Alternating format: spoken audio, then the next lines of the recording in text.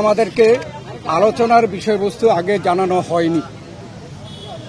বর্তমান রাজনৈতিক প্রেক্ষাপটে আমরা যা আন্দাজ করতে পেরেছিলাম তার উপরে ভিত্তি করে আমরা একটা লিখিত বক্তব্য নিয়ে এসেছি এবং সেই লিখিত বক্তব্যটি আমরা মাননীয় প্রধান উপদেষ্টার সমীপে পেশ করেছি এবং সেই ভিত্তিতে আমরা আলোচনা করেছি।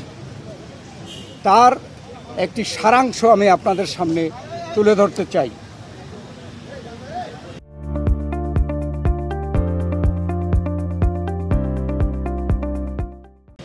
বাংলাদেশে গণতন্ত্র উত্তরণের লক্ষ্যে বিএনপি প্রথম থেকেই একটি সুস্পষ্ট জাতীয় নির্বাচনী রোডম্যাপ দাবি করে আসছে।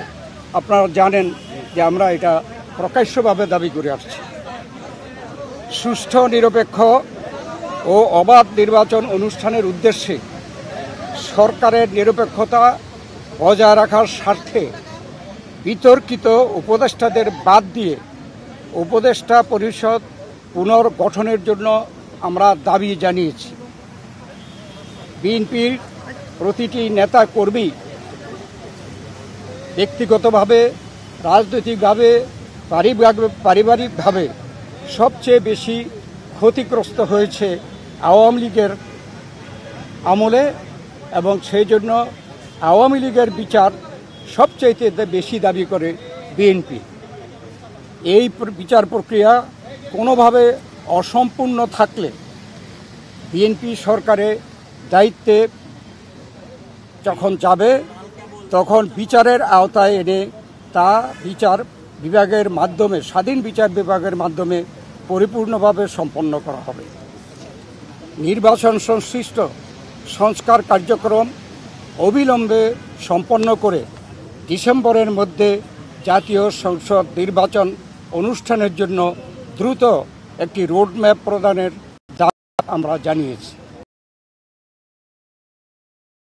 করে যে অন্তর্বর্তীকালীন সরকারের মূল দায়িত্ব হচ্ছে একটি সুষ্ঠু, নিরপেক্ষ নির্বাচনের মাধ্যমে বাংলাদেশকে গণতন্ত্রে উত্তরণের প্রক্রিয়া দ্রুত সম্পন্ন করা হবে। যে কোনো উছিলায় নির্বাচন যত বিলম্ব করা হবে আমরা মনে করি জাতির কাছে স্বৈরাচার ক্ষেত্র উপস্থিত হবে। এর দায় দায়িত্ব বর্তমান সরকার ও তাদের সাথে সংশ্লিষ্টদের উপরে বর্তাবে। বিএনপি